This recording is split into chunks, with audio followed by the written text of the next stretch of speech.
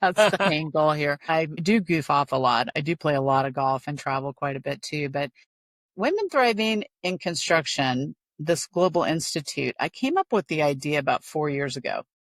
And I have to say, it just came from frustration of I was sitting in another meeting. So I've always been very interested in not just serving my clients, but improving the industry. I think that's why my peers nominated me into the National Academy of Construction. I care deeply for construction. I love construction. And I sit on the Construction Industry Culture Task Force for Australia. I sit on AGC's Diversity and Inclusion Committee, and we're having another conversation about a people shortage, right? Have you ever wondered how successful architecture, engineering, and construction companies scale their business? Or have you ever wanted guidance on how to get more growth, wealth, and freedom from your AEC company? Well, then you're in luck. Hi, I'm Will Forat. And I'm Justin Nagel, and we're your podcast hosts. We interview successful AEC business leaders to learn how they use people, process, and technology to scale their businesses. So sit back and get ready to learn from the industry's best. This is Building Scale. Hey listeners, it's Will here.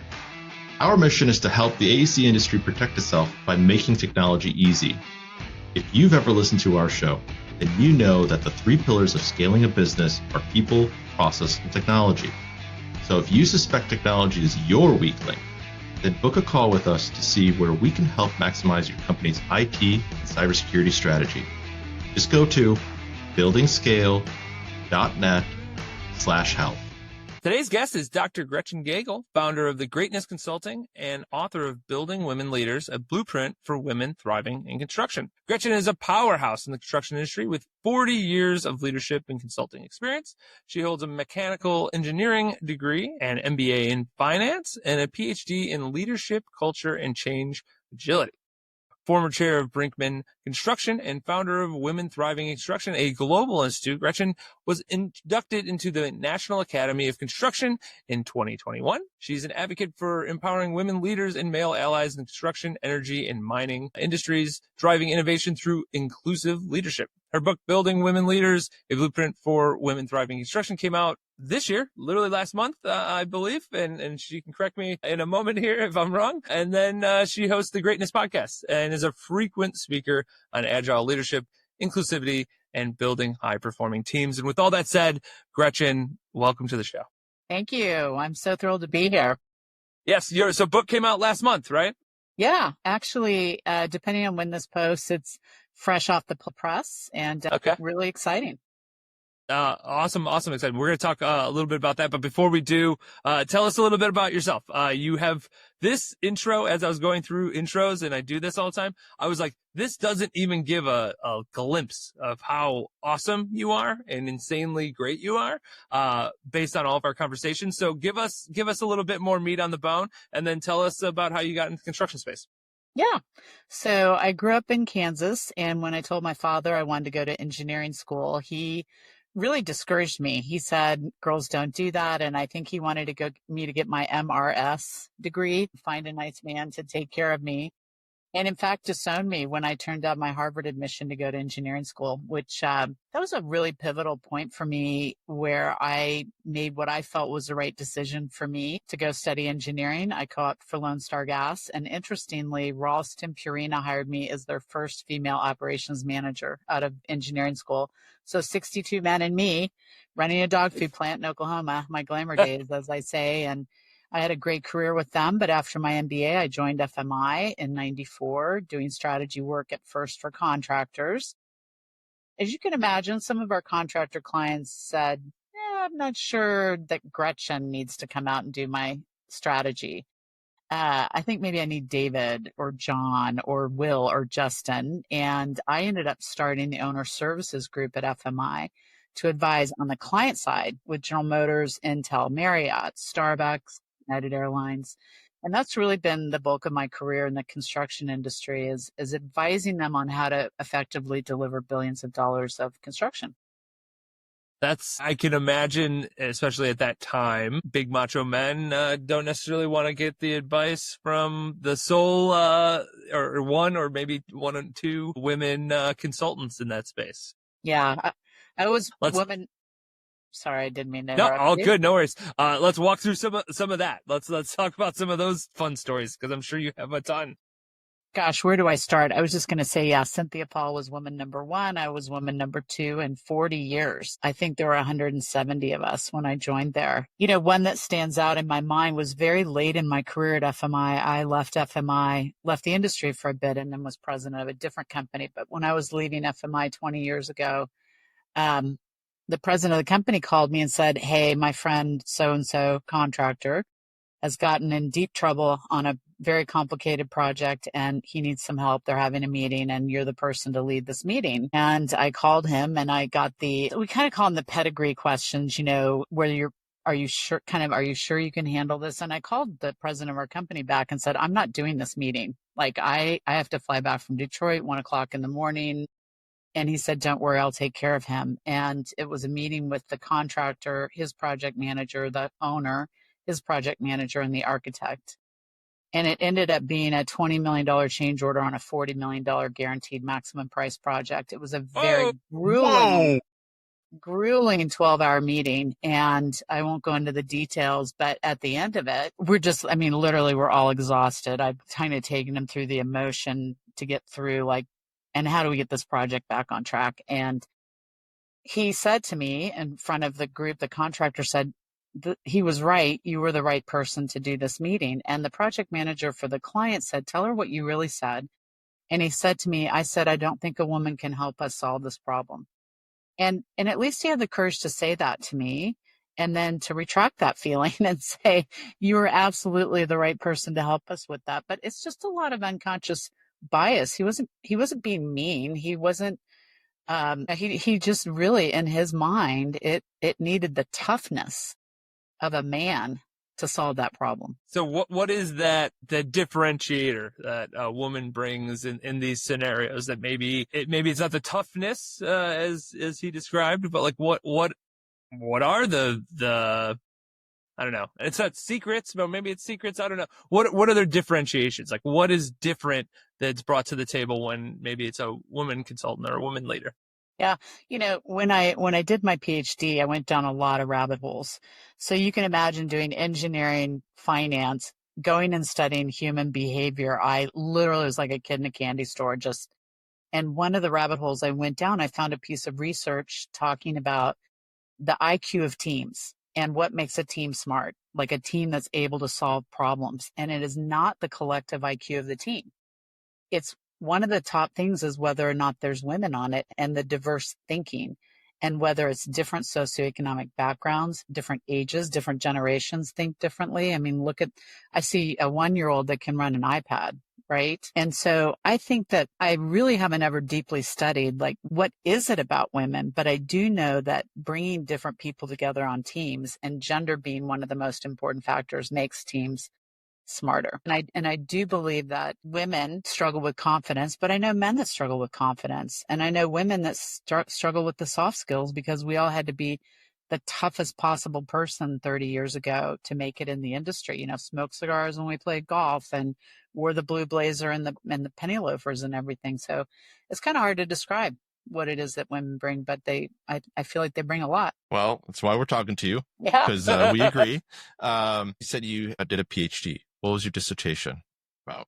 Oh my gosh, my dissertation was so fun. I joke I had to move to Australia. I defended my PhD 20 days before I moved to Australia in 2018, and that I used up all my favors with all my friends in America, so I had to move to a different country.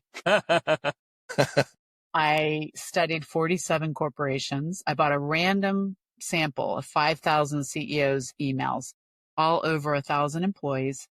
I studied 126 business units, and I measured the type of leader that business unit leader was, reported by their direct reports, and then the presence of agile routines. I really wanted to study what leaders do, what actions they take that make an organization nimble and able to react to stock market, interest rates, inflation, whatever those things are that are going on. And I found some very specific behaviors that support the agility of organizations. And I'd say about a third of my sample size was construction companies. Okay. And just to tease the audience, Mm-hmm. what were some of your findings? Yeah, and I write about it in this book. You can't get a PhD in it and not write about it, right? Love that. Leadership and the agility. But one thing was bureaucracy is not a bad thing. You need structure. Bureaucracy means structure. It's when there's too much structure that it strangles an organization. And that's one of the things I found, that leaders that are even on the verge of laissez-faire, like let people solve problems, they're not always jumping in and micromanaging, creates more agility because people have the freedom to make decisions and to react to situations. So that was, and that too much power. We have to have power to influence. You have knowledge power, positional power, reverent power. There's all these different sources of power. But if you display too much power, then you squelch that agility as well. More to read in the book in terms of the details. So if you were to just real quick, I'm sure it's in your book. You looked at CEOs and essentially leaders that were at companies over 1,000, essentially over 1,000 people, right? Why those and why not smaller? You know, it's really interesting because I wanted to understand, we inherently think that smaller companies are more agile. And so I took my sample. So that's why I started big, and I needed 126 business units. I thought I was going to get that with 25 companies. It took 40. The other thing I did is I split my sample size. I'm not going to remember exactly the year, like pre-1960, post-1960 founding. And I split my sample size between like less than 5,000 and more than 5,000, or maybe it was 10,000, but I split them into the smaller and the bigger and the older. No difference in the agility scores. So that's unconscious bias, that an older company can't be agile. In fact, you look at a company like Samsung, they started out with groceries years ago. So you can be large and sustained and be agile. And that's why I picked the larger companies to study. Okay. And I'm sure you got a little bit more data there too. Yes. Yeah, that's one thing about a PhD, 10,000 pieces of data and a 172-page dissertation. And my DISC profile, if you know the DISC profile, I'm a DI, results in people. So I had to dig really, really deep and with no attention to detail to finish that dissertation. But actually, the biggest thing I got out of my PhD was critical thinking, really the ability to challenge everything and say, okay, somebody's making a claim. What's the evidence for that? Because that's what you do. So obviously you went to school, got the PhD, you had your MBA, right? It was kind of like you were like, how do things work? How does money work? How do people work? Is a little bit the beauty of your degrees kind of, in sequence there. So how did you become a chair of Brinkman? Like, there's a lot more stuff that's happening other than schooling pieces during this time frame, right? So like how did you become the chair there? Well, so yeah, I was president of Continuum Advisory Group when I was doing my PhD. So I was flying 120 flights a year and sitting in class from 8 to 5 every other Saturday year round for 3 years.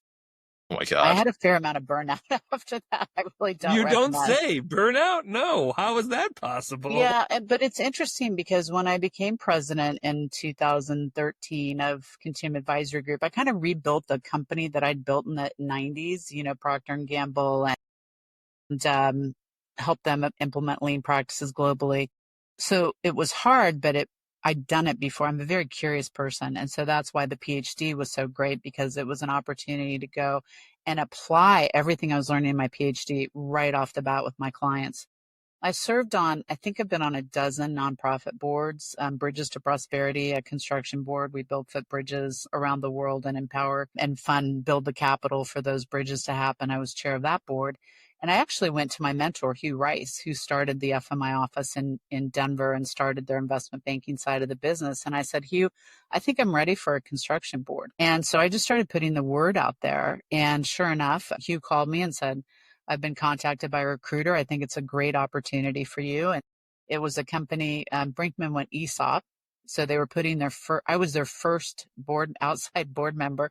I asked the recruiter when he called me, I'm like, did you tell them I'm a woman? Because that would be atypical, right, too, for a contractor to bring their first outside director as a woman. But it's been a real joy. In fact, I had my last board meeting last week. I'm term limited out. I've been there 7 years.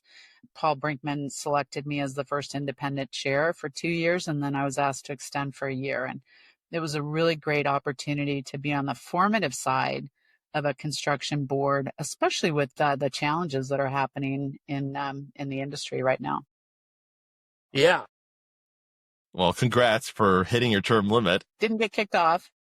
Yeah, that's always a good thing. If you're not kicked out and you're just like, that we can't bring you back, but we would love to. So that's always interesting. You're also, it seems like, again, I was going through this intro or this bio, and it was like, you are part of everything. Like, it's just, there's so many, and to your point, doing all of that travel and then still getting, a degree, that to me is just, it reminds me, I don't work anywhere near the level that you do. I don't try, I'm now invigorated because I'm like, oh, I need to do more. Like, I need to be more like Gretchen. Like, that's pretty straightforward. So one of the organizations, that I believe you founded was, Women Thriving in Construction. What is that? And how does that play into all the things you're doing?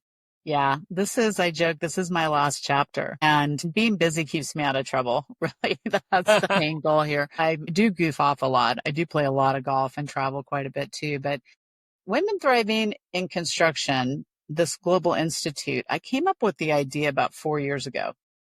And I have to say, it just came from frustration of I was sitting in another meeting. So I've always been very interested in not just serving my clients, but improving the industry. I think that's why my peers nominated me into the National Academy of Construction.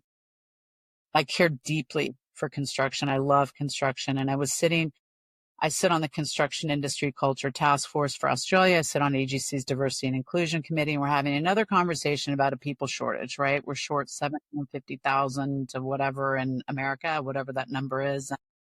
And we're short 290,000 in Australia. And I thought, why can we not get more than 10% women in construction? Really, we're so smart. And I had a lot of things going on personally. And so I kind of dropped the idea. And then when I started putting together the book tour, I spoke at AGC last week. I'm speaking at Groundbreaking Women in Construction and ECC and a lot of places. I thought, Gretchen, if you're going to do this, if you're going to start this institute, you need to start this now and kind of announce it to the world. And I'm not trying to replace what NAWIC or the National Association of Women in Construction or what anyone is doing. I'm trying to accelerate it and make sure that the most powerful people, including men, are sitting at the table figuring this out. And FMI is our official research partner. We've published, it's womenthrivinginconstruction.org is the website. We published our first global status of women in construction, looking at 20 countries, and we're working with NCCER and FMI on a trades in the US study. We just got the data for that. Literally made my head explode. What percentage of electricians in America do you think are female? I think I thought 5% or something like that. 5 to 10% is what I thought. Yeah, 2.4. And 10 years ago, it was 2.1. And plumbers is 1.9. And, you can argue the data. I mean, you could say, it's 5. Okay, it's 5. And if we have this massive labor shortage and women are 51% of the population and they're 10% of the construction, China's actually in the lead at 16% women in construction. It just seems to me that when we got serious about safety, when we decided TRI or IR and how we were going to measure safety, and clients said, you can't bid our jobs if you don't have this, we got a lot safer. We stopped killing a lot of people. So I'm trying to instigate the boldest thinkers thinking about how we help the industry become an industry that women want to come to and want to stay in. Create a way to incentivize, create a win-win. Yeah. Yeah. So I guess the question is I guess maybe two. One, you mentioned men. So like what do men have to say that are already in the industry, right? And then how do you incentivize women to be encouraged to go into the space? Yeah. So the men I have met with, a dozen former and current CEOs of the largest construction companies in the world, men. and they are on board. They're joining our advisory committee. Hopefully I'll have the advisory committee information up there. It's fun. I've never built a nonprofit from scratch. It's actually, it's daunting and fun at the same time. So they get it. They're like, yep. And what's interesting, one of them took a company from 85 million to 3 billion, and you would know that company name in America. Oh, I think I know who that is. We have to make the industry more attractive in general. You know, companies like Mortenson, Turner, et cetera, are going to flushing toilets, for example, on their projects. Like, let's professionalize. Because young men are not attracted to our industry. When you meet someone, the people that I interviewed almost 50 leaders for the book, Men and Women, and they're like, oh, I kind of fell into it, or something else happened. We don't have 10-year-olds jumping up and down saying, hey, I want to be in the construction industry. We build and maintain the assets of society. If we don't have enough people in construction, that's a societal problem. That's a problem with elevators and air conditioning and roads and refrigeration and all kinds of things that are critical to our existence. Electricity redundancy, repair after storms. So yeah, the men are on board. Your second question, Justin. I don't know. I don't have the answers. What I have is the energy to find the answers and to bring the right people together. I use this analogy. It's like there's a lot of little flames happening around, like the state that Sydney, Australia is in is putting 20 million into getting women into construction. They're taking women on tours of construction sites and I mean, aggressively going after women. There's a little flame here and a little flame there. Nobody's building it into a bonfire. Nobody is saying, great, how do we scale that? How do we take what New South Wales is doing and replicate that in 10 places? Years ago, there was an ABC chapter that recruited low-income moms and their high school daughters together. What a great idea, right? You're lifting a low-income woman. You're bringing in two women as a buddy system into the industry, so they have a support network. So it's thinking creatively and scaling, and I think fundamentally wanting to solve the problem. Like, we want women. Well put. Yeah. So ask me in a year how it's going. I'll come back. Yeah, you know, you're probably gonna be like, so we solved all the problems, and now I have to do something else. No, I'm kidding. But like, you get after it. Like, you're not sitting around twiddling your thumbs. Like, and whatever you do, and that's pretty obvious based upon, you know, all of the things that you've already achieved. So men are on board, at least certainly the high level leaders that you've spoken with. What about young men? Obviously, we need to get everybody interested in building. We need that across the board.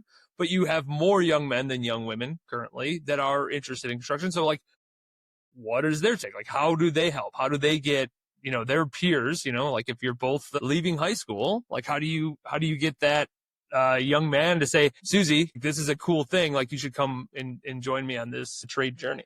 Yeah, it was my number one of 3 tips for the men in the audience at AGC's national convention. This is not women thriving at the expense of men. And we do have young men who feel like maybe they aren't getting the same opportunity levels because women are being focused upon. And that's unfortunate, because really, with the shortage that we have, there's room for everybody. But I'll tell you a really wonderful story. I was on a job site and with a female project manager, and she was whistled at by one of the framers. It's a wood frame apartment complex and probably 150 framers on the project. And she went into the job trailer. She told me this whole story and said, yeah, maybe they weren't whistling at me. Maybe they were just whistling, right? And a young male superintendent went out, called every framer down and said, that's our boss, and you will treat her with respect, and then called the owner of the company, who backed him up on it. And I think, and it's all kinds of poor behavior. It's poor behavior towards men too. My son's a mining engineer and worked in a rock quarry in Rogers, Arkansas, his first summer after his freshman year, and he was hazed. And it's taking that back to that professionalism and that respect. And it's also, I heard a young man speak in Australia recently that he was turned down for promotions because he wasn't seen as loud and in charge enough for construction, right? Frankly, that's those of us that have survived have big personalities. And so making space for all different types of people to be successful in construction, but really standing up and advocating for people when they do come into the industry. what are some of those, things that you've seen when you add new perspectives in? This is certainly something I believe, but I don't have the data to it. But it's like when you bring in more perspectives and whatever that is, if it's gender, if it's economics, places, like whatever it is, race, like you find that there's different perspectives, which give you a better view of like what are all the possible options for whatever issue you're having, right? Like it just opens up that door. But what are like concrete things that you've seen, like, hey, like, one of these companies implemented in more women in leadership, and then X was the result? Yeah. So I have a great podcast about this, not to promote my podcast on your podcast. No, do it. It's totally fine. That's cross-contamination. It's good. Yes. On the Greatness podcast, Sam Clark, and he spoke about this at AGC. We had Sam on our podcast a few years ago. He's amazing. He chairs the Diversity and Inclusion Committee, or did. He just stepped down as chair, and he went through a specific training for unconscious bias and dominant culture. And as a third generation general contractor, he said he was shocked that other people are experiencing a different version of the world than he is. If the dominant culture is made up of the dominant population, and the dominant population in construction is white males. So it's not bashing white males. It's just a fact, right? Back to critical thinking. And he sent 18 of his leaders through it. Long story short, he went from, I think, and I write about it in the book too. I think he went from 200 million to 500 million in 3 years. He has a 99 engagement score. And one of the women, Jamie Cardinal, that he brought to speak with him at the conference, so it was the president of Turner Construction, and Jody that works for him, and Jamie and Sam. She's been in the industry 25 years, and she describes a pre-Clark, post-Clark experience, 22 years of experiencing unconscious bias, and for 3 years being in an environment where she doesn't experience that. And they have women beating down their doors to go to work for them. But that revenue increase and he said this publicly, so I'm not, multiples of higher profitability, multiples in a third generation contractor. So I think those are the stories. And as I said, I looked at a lot of the research around this in my PhD, but those are the stories we need to be telling. Well, if that's not there's a punchline right there, multiples. That is a huge punchline right there in why, changing that percentage up from, 2.5% on, let's say, electrical, plumbing, etc., doubling, tripling, multiplying that out by 10x would significantly change in a positive way for the construction industry. Yeah. That's a huge punchline. And that 99 engagement score, we spend so much money replacing people over and over and over and over again. And it's not just the money, which they say I think is 2.5 times the salary. We have fast track projects. You lose your superintendent, you lose your project manager, your project executive. It's a huge setback. And we can't afford to not treat our people in a way that they want to stay here, right? We had a situation at a company that I won't name where a person who was a professional athlete left, and it was because he wasn't tough enough to be in the industry. And I thought, that's ridiculous. If you can be a professional athlete and you're not tough enough to be in construction, there's something wrong with our industry. Wow.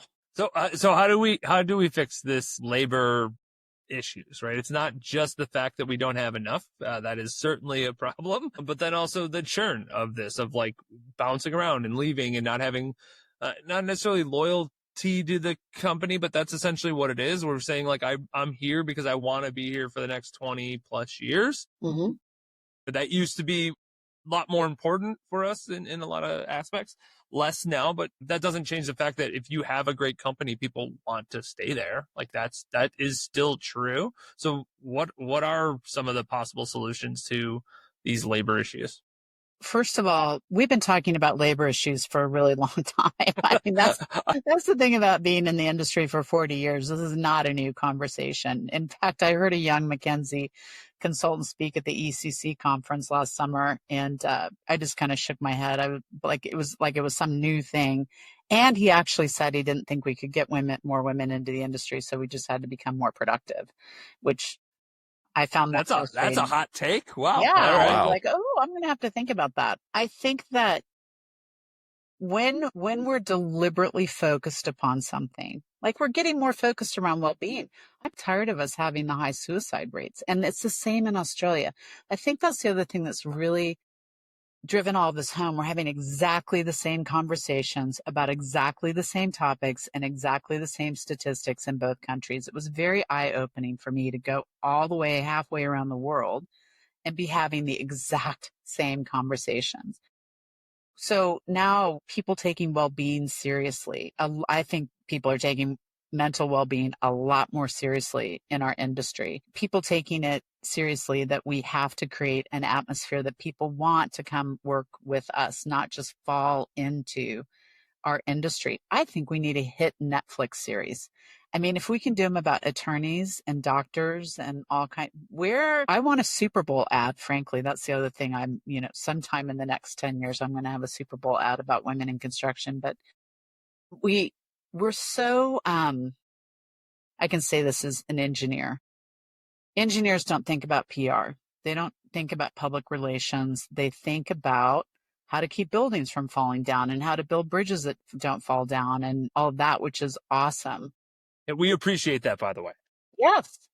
I mean, people don't think about it. What do they think about with construction? They think about disruption, right? When a road's being repaved. Well, we don't have magic wands. You have to shut it down to repave it, people. I mean, it's and so I think we just really need to think about our image and how we make it such that people appreciate what we do. The finance guys are not going to fix things if something goes horribly sideways, right? It's construction. They rebuild after disasters, all of that.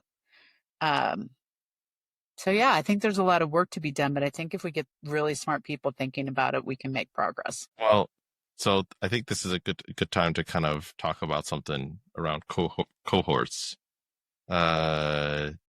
You talked in our pre-interview process that you run cohorts. How does that tie into everything? Yeah. So when I arrived in Australia, completely burned out, I joke I was like the cartoon character that just comes slamming into the ground. I didn't know how I was going to make a living. I really just up and moved to Australia because of a personal relationship, and I've always wanted to live in a foreign country. And Quanta Services was a client of mine in the U.S., and I happened to ask Duke, their CEO, if they owned anything in Australia. During a cocktail party, he said, yes, we own 5 companies. He introduced me to Mark Bumstead, who ran Australia for them. He's now retired. And he said, join the Pipeline Industry Association. I thought, well, I started with Lone Star Gas in Dallas, Texas. I might as well go back into pipelines. And Australia is interesting because we don't make any cars. We don't make a computer. We don't make a cell phone. There's a very low manufacturing base there. So I joined and I gave a speech about energy company contractor alliances, kind of forced after San Bruno when there was a lot more integrity testing applied in the industry. And the CEO, Steve Davies of this association, had a panel, a senior leader panel, and it was all male. And he stood in front of the entire audience and said, I'm embarrassed there's not a woman on this panel. We have to do better. So I took him out for coffee a few weeks later and said, hey, the American Gas Association has a women's leadership program. What if we replicated it here in Australia? And I had them write a letter to them so they didn't think, who's this wacko woman that just showed up from America, right? And the first program sold out in 3 hours. They called me. It was supposed to be 15 women, and they're like, we're up to 25 already. Oopsie. And that was in March of 2019. We are kicking off the 10th cohort of that program, and I've replicated it now in the crane industry. We're doing cohorts 2 and 3 this year. And I just ran a program in the United States with the Construction User Roundtable. In fact, there's another cohort starting in June. And the Institute hopefully will touch hundreds of thousands of lives of women and men. And I want men to read the book, by the way. There's a lot in there about allyship and just great leadership things. But these cohorts of women touch my soul. They really, and I've walked in their shoes. Our cohort here in America had women from Google, Toyota, Duke Energy, Fluor, Turner, Barton Mallow, and 20 women at a time being able to talk about leadership, talk about strategy, talk about confidence. We're not talking about the men, right? We're just talking as women in construction, it's really amazing. The one in Australia, 90% of the women report an increase in confidence.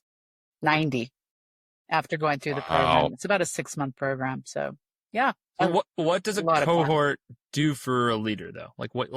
Obviously there's a ton of interest, right? So 10 deep, they must be fairly productive. What is the result? You get some more confidence. What are the other pieces that a leader really gains value when they enter in a cohort?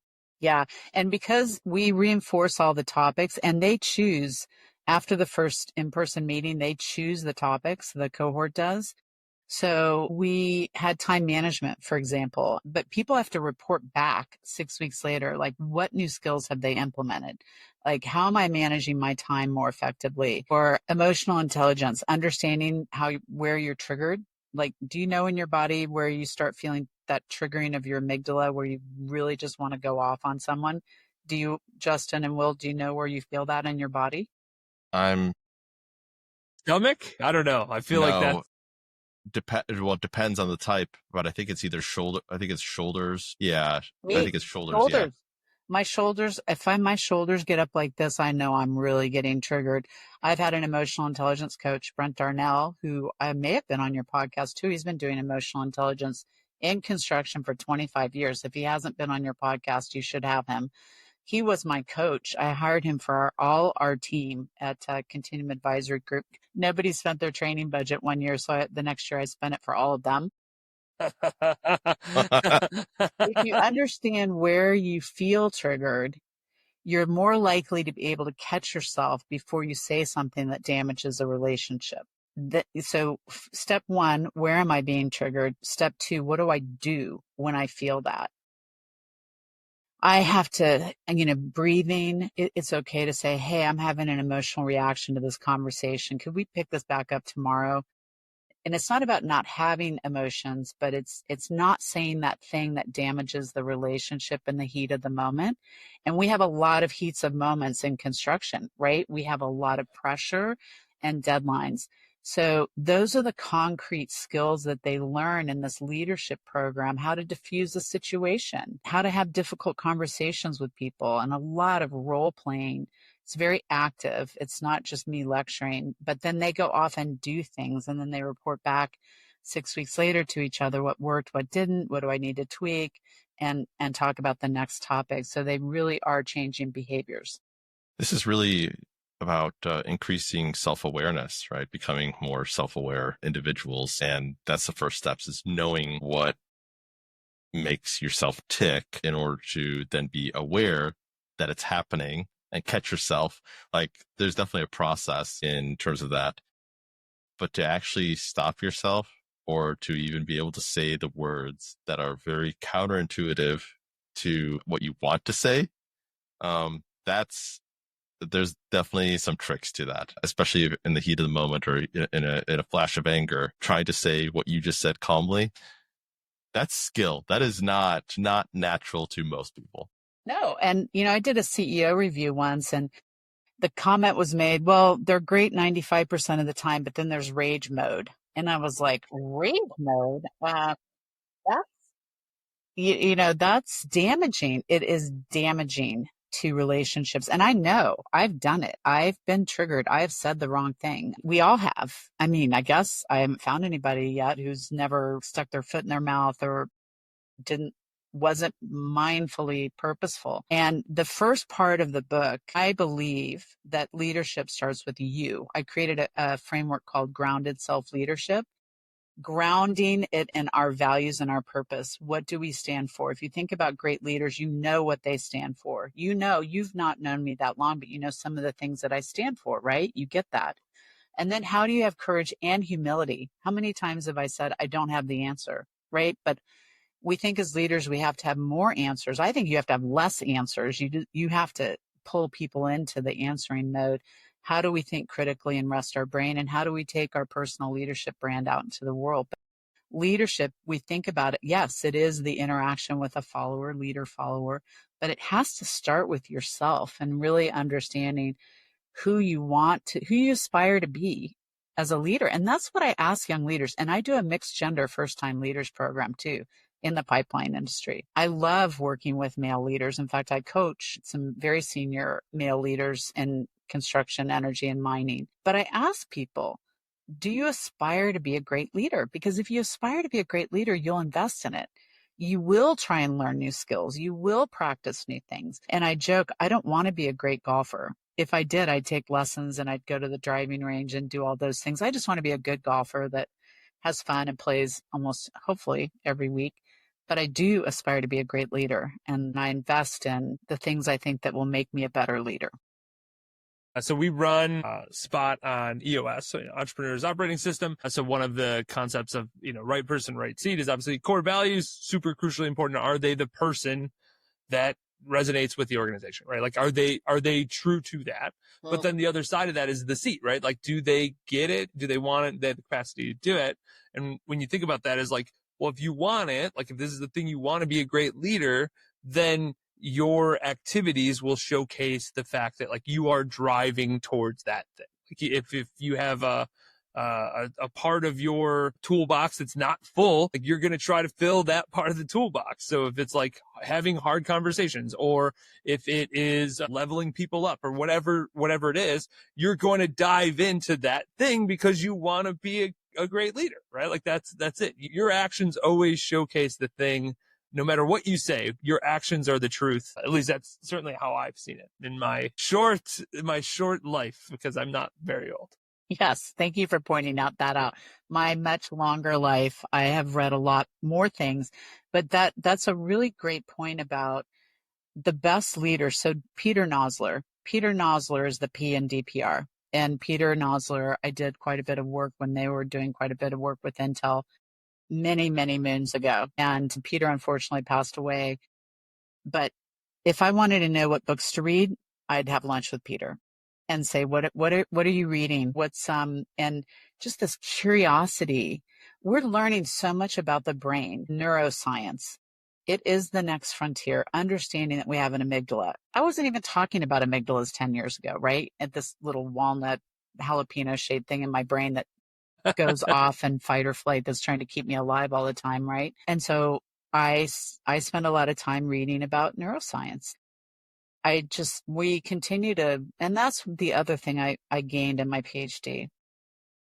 Social scientists are very brave. They put ideas out there like servant leadership or transformational leadership, or they try and explain very complicated things like leadership or culture. Edgar Schein became a friend and was my coach the year before he died. He's an MIT professor who wrote 40 books on leadership and organizational culture. And he described culture as the physical artifacts, the stated beliefs, the stated values, but then the shared beliefs we create through action. And it's these people that put it out there and say, this is what I think org culture is, or this is what I think leadership is. And then we learn something new, and that model evolves. But I really have a great appreciation for, because they're not studying something like gravity that's unknown, like the natural sciences. For sure. Simon Sinek, although not directly in the industry, but I know that he's done things parallel to the industry. Would he be considered part of that group as well? Oh, yeah, absolutely. Simon, in fact, I just had coffee with one of my former PhD fellow students who does work with Simon, who has a great new book out called The Power of Mattering. His name's Zach Mercurio. He is a brilliant, brilliant person who works with Simon. And these are the people that begin with why, and that TED Talk that Simon did that really touched people. Or Amy Edmondson at Harvard, the author of Fearless Organization. She's come on my podcast. These people that, and what I think Simon's message, when I think about it, he explains it in a way that's understandable to people. And you can be really smart and have really great ideas. It's like storming, forming, norming, and performing. I use that all the time. I want to assess a team, went to work with a major airline, trying to help them deliver capital projects, met with their 7 directors. Where are you on this curve? And what does storming look like? And how do we get to performing? And what are our norms? But you can remember, you can understand that model. So I think Simon's another one of those great people that's not only smart, but they can explain things in a way that people understand and they can remember. That's why he's a role model of mine. Yeah. And Zach, The Power of Mattering. Literally, I have the hard copy that had just arrived at his house before he left to have coffee with me. How you help people feel like they matter. Don't we all want to matter in life, right? Don't we all want to feel valued? And I think it ties so deeply to the construction industry. He studied janitors, university janitors, and what makes them feel like they matter. 60% of people in the world are in low choice careers, according to Zach. What does that mean, low choice careers? Because they, I can say, oh, I'm passionate about women and I want to start this Women Thriving in Construction, or I'm going to go back and get my MBA and shift out of manufacturing and go do this. I can be very deliberate. They may not have resources available to go to school. They may have been in a situation growing up where nobody encouraged them. They have low confidence, whatever. And so they don't take a job because, oh my gosh, I love being a janitor. Like I dreamed of being a janitor, but it was a low choice and it's a way to earn a living. Okay. Got it. And I Okay. think we have a lot of low choice people in construction. I don't factually know what that is, but I do talk to a lot of people and they're like, well, I started to settle down and had a family and I needed a stable income. So I became a carpenter or I became an electrician or something like that. So the why they're doing it is because I needed to do something, compared to like the why I'm doing it is because I really love this thing. Like Yeah. I'm driven by this thing. That makes sense to me. Like that there's a differentiation, even if it's the same job. Two different people, their perspective upon it can be so different, which then has a very different outcome if you run that through time. And that's where I talk about the image of the industry, where we get people excited about doing the things that we do in our industry. Because when people come into the industry, if they find the right trade or they find the right thing to do, Vicki O'Leary, who has been an iron worker for, probably 30 years, I think. I don't remember her numbers.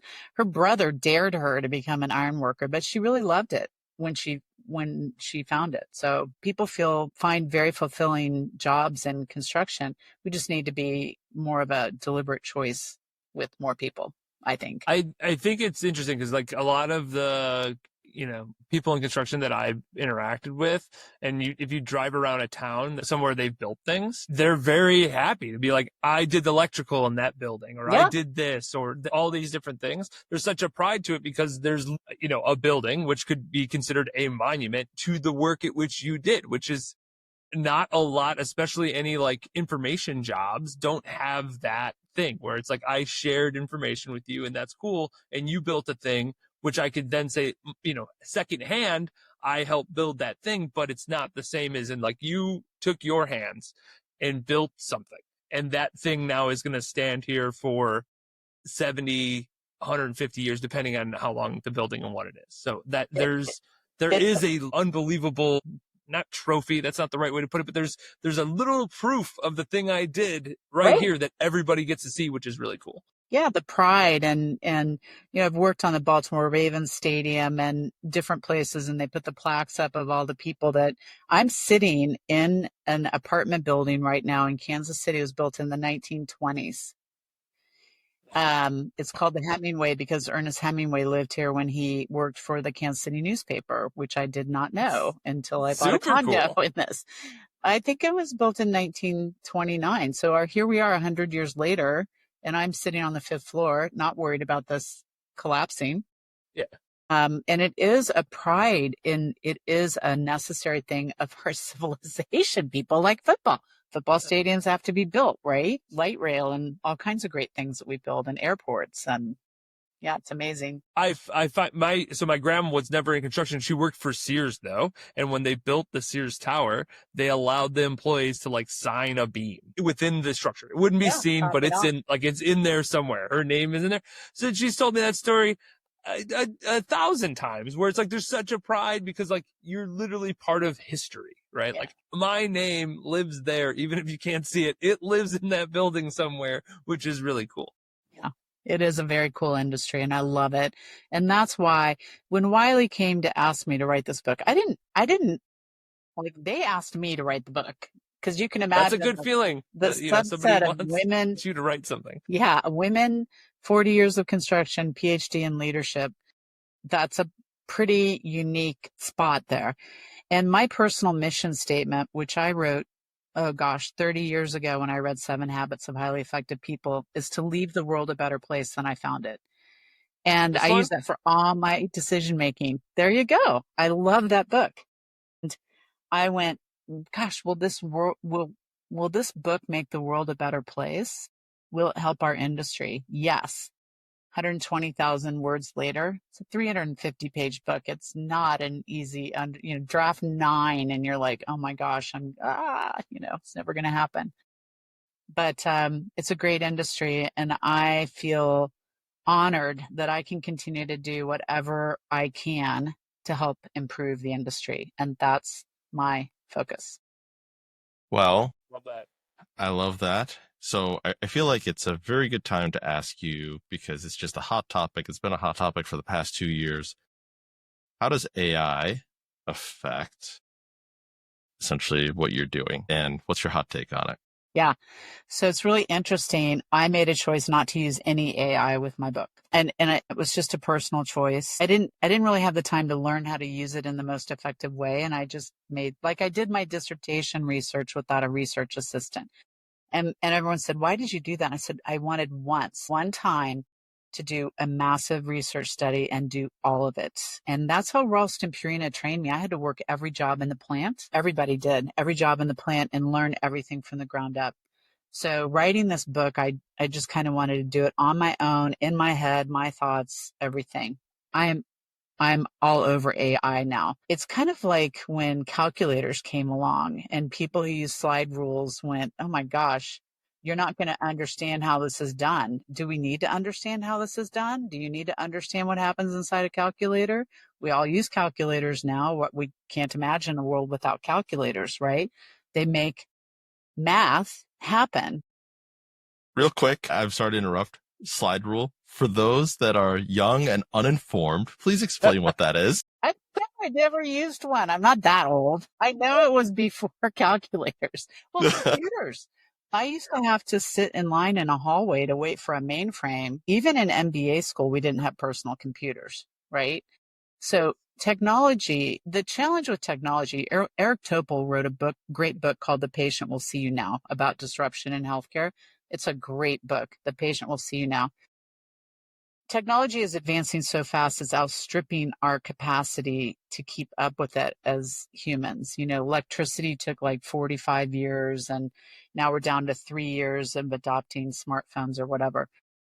But we're afraid of everything. We were afraid of the cloud, right? All our data is going to disappear. Now we can't build data centers fast enough to keep all our stuff in the cloud, right? Who keeps their stuff on their computer? Artificial intelligence, it's like Sarah Buckner at Trunk Tools. I don't know if you've heard of her. She has a PhD. Putting 3 million pages of the requirements for a building into AI so that you can just say, hey, what's the paint code for room 72? And it answers you. You have to, and somebody said something really, and I wish I could remember who said this brilliant thing to me. It's not like you're going to say, how do I remove a tumor from a brain? And you're going to go do brain surgery. You have to be an expert in what you're talking to AI about. And my good friend, Donna McGeorge, who wrote a book called The Chat GPT Revolution, she's Australian, said AI is kind of like a hungover intern. You have to check its work, but it can move you so far down the road so fast that it creates a lot of efficiency. Well, it makes someone that knows mediocre in in whatever the topic is, and makes them kind of like a senior person in that topic, right? But it takes. But they still have to understand how to talk about it. Yes, they right? do. Like, I have a PhD in leadership. I studied 50 years of leadership theory. You could write an AI article about what are the 10 characteristics of great leaders. And then somebody'd say, why is number 3 a great characteristic? You wouldn't have an answer to that because, you might, but it's, yeah. You have to have the knowledge to back up what it is that you're creating. But I think if companies aren't using it for like proposal development. So I sat next to a gentleman on the plane leaving the AGC and in a business development role. And he said, oh, I've got this proposal I've got to work on Saturday. And I said, well, are you all using AI? Have you fed your proposals in so that you can at least push a button? No, we're not doing that yet. I thought, oh gosh, well, that's how you're spending your Saturday. You'd be better off if you spent the Saturday learning the AI to make sure that you could push in these new things. So then you won't have to do this on, the following Saturday. So put your time into the thing that's going to be able to allow you to do this faster next time. This is the learning fishing part. Yeah. And it's prompt engineering. So women thriving in construction. I put a think tank together of people in and outside the industry, young, old, brown, black, white, male, female, to test the concept before I even started it, right? Months ago. And then now we have a board, and now we have an advisory board, and we put a lot of thinking into how's the Institute going to operate. I needed a strategic plan. I put 3 sentences into ChatGPT and pushed a button, and in 30 seconds, 10 seconds, I don't know, I didn't count the seconds, I had a draft strategic plan. Did I need to then modify it? I had to know what to tell it. We had to have all that thinking ahead of time about what the niche was that this institute was going to do, right? So that all had to happen. But then to just structure a strategic plan out of that, I had to write a really good prompt, and then I had to do some other things. But it knows the elements of a great strategic plan.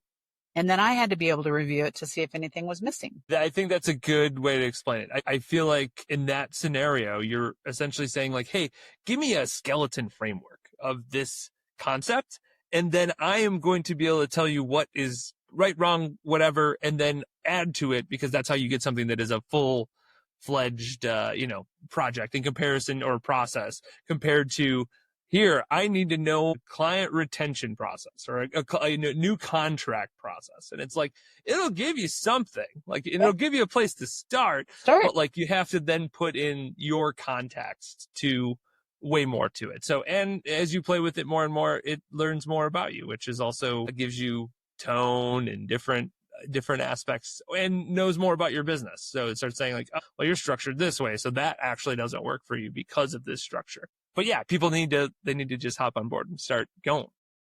Yeah. And it really gets your brain thinking. So now I've raised a lot of money as chair of Bridges to Prosperity, as chair of a foundation. I have raised millions and millions of dollars, right? And I have this stack. It's actually underneath my desk of all stack the of hundreds, materials. Or is it? No, I'm kidding. Yeah, of all the materials I've gathered over the years of fundraising experts and whatever. Starting this new institute, I said, and here's the strategic plan. Now, how would I talk to a donor? What should I consider? And then I got even more detailed. Male leader in the industry, or why invest in a startup? Because I've never started anything from scratch. And so you're raising money for something that hasn't done anything yet, right? And it gave me all these ideas of the script. Then I take what's genuine to me, right? And how I want to go out into the world and talk about it. But it's a great starting point, and it generates ideas. You go, ooh, that's a good idea. Yeah, I should ask that question. Love it. This has been a ton of fun. We have one last question, though, that we love to ask all of our guests. So if you could go back 20 years and give yourself some advice, what would that be? Don't sweat the small stuff. As you get older, things that you thought were a big deal, they're really, in the scheme of things, I have a saying now, no one has cancer. We have a lot of cancer in our family, but something will happen and I'll say, no one has cancer, right? And it's just my way of kind of saying the world's not going to collapse. And to really back yourself. I feel like I have a lot of confidence, and I'm not 100% sure why people ask me that a lot. Like, where does my confidence come from?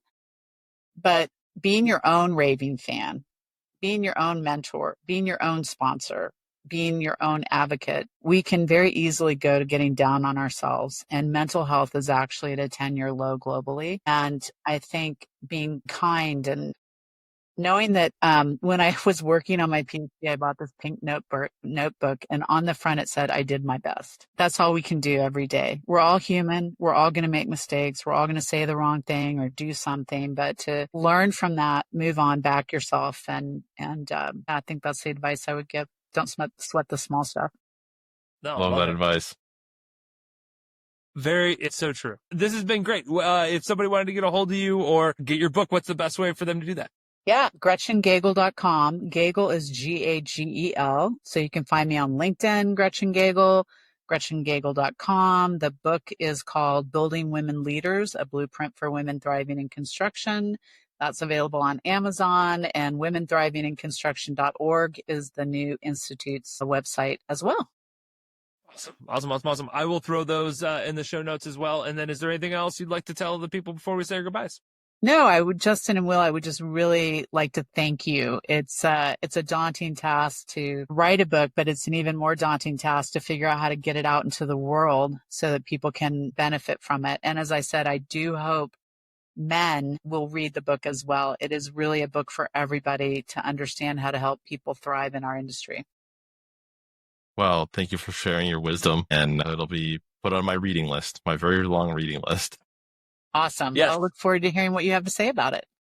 I will tell you. For sure. Yeah, so this has been a ton of fun, listeners. Gretchen is, like I said, amazing in so many ways, and any way that we can help shed some light on the awesome stuff she's doing, we'd love to do it. And until next time, adios. Adios. Thanks for listening to Building Scale. To help us reach even more people, please share this episode with a friend, a colleague, or on social media. Remember, the 3 pillars of scaling a business are people, process, and technology. And our mission is to help the AEC industry protect itself by making technology easy. So if you think your company's technology pillar could use some improvement, book a call with us to see how we can help maximize your IT and cybersecurity strategy. Just go to buildingscale.net/help. And until next time, Keep building scale. Scale.